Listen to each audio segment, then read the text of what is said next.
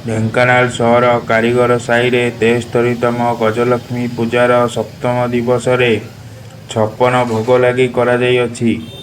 ବିଭିନ୍ନ ପ୍ରକାରର ପିଠା, ମିଠା ଫଳ, ମିଠା ଖେଚୁଡ଼ି, ପୁରୀ, କ୍ଷୀରି, ମଣ୍ଡା, କାକରା, ଆରିସା ଆଦି ଭୋଗ ଲାଗି କରାଯାଇଥିଲା।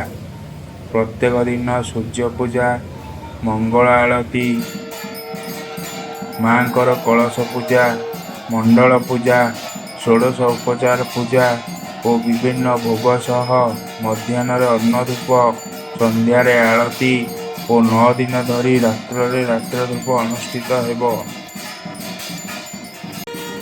ଆସନ୍ତା 15 ତାରିଖ ବୁଧବାର ଦିନ ମାଙ୍କର ଭସାଣୀ ଉତ୍ସବ ଅନୁଷ୍ଠିତ ହେବ।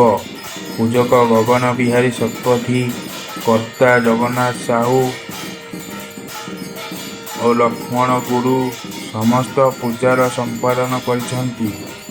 ସଭାପତି ମୁରଲୀଧର ବେହେରା, ସମ୍ପାଦକ ବିଚିତ୍ରାନନ୍ଦ ବେହେରା, ତ୍ରୈଲୋକ୍ୟ ରଞ୍ଜନ ଦଳେଇ ଓ ସୌମ୍ୟରଞ୍ଜନ ବେହେରା ପ୍ରମୁଖଙ୍କ ଓ ସହ ବହୁ କର୍ମକର୍ତ୍ତା ଉପସ୍ଥିତ ରହି ପୂଜାକୁ ଶାନ୍ତି ଶୃଙ୍ଖଳାରେ ସମ୍ପାଦନ କରିଛନ୍ତି।